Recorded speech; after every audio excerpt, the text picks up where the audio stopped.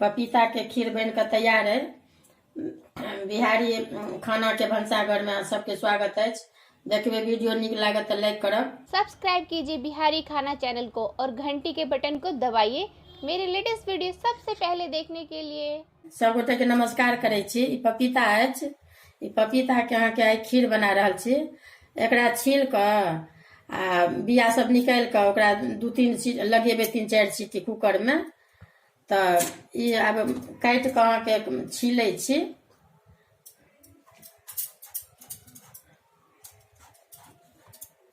देखियो ये आधा अछि, ई कनी डमहाल छलै तो एकर और नीक हैत।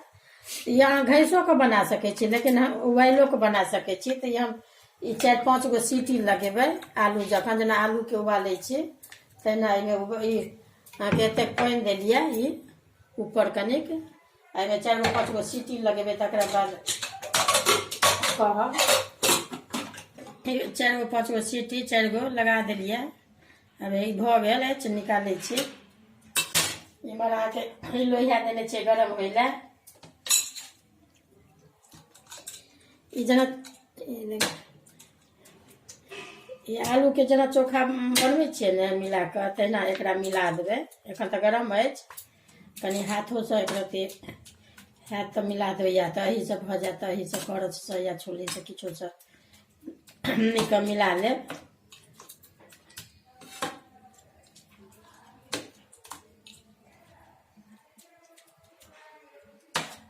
कनि 2-4 मिनट कनि ठंडा होइ लए दै छियै। कनि गरम एखन छै तऽ हाथ नहीं सहत। 1 चम्मच तऽ ई लोहिया गरम भऽ गेल अछि, रिफाइन दऽ रहल छियै। लोहिया गरम भेलाके बाद कनि रिफाइन या घी दऽ दियौ। ओकरा बाद ओ जहन गरम भऽ जायत तखन अहाँ अपन जे बनेबाक अइ तऽ ई देखियौ, ई एही टाइप के मिला लेब। ई मिल गेल।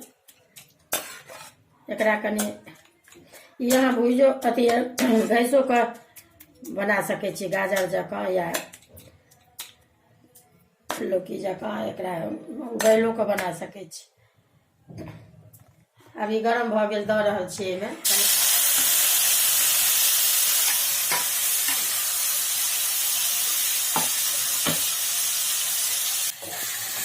देखियो ई भुजा गेल। भुजा जायत कोनो चीज तऽ अपने लोहिया छोड़ देत, नहीं पकड़ैया। आब एहिमे ई दूध हम दऽ रहल छियै, एतेक दूध अछि। ई पपीता के खीर बना रहल छियै।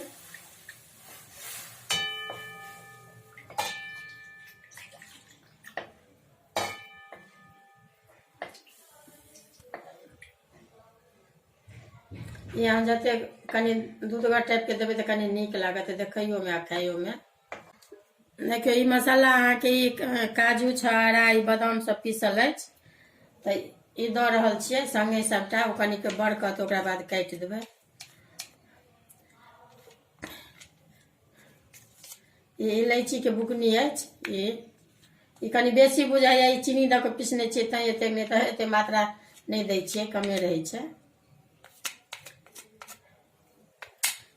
ई चीनी उतारे घड़ी में देबै।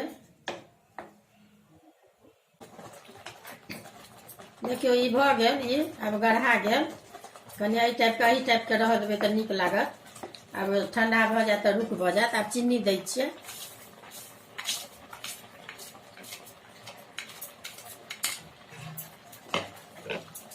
अभी कटै छी गैस के। भऽ गेल, तैयार भऽ गेल। आब एहिमे अहाँके ई कऽ लेलहुँ, आब मसाला ऊपर से दऽ रहल छियै। ई किशमिश अछि, आ ई काजू आ नारियल अछि।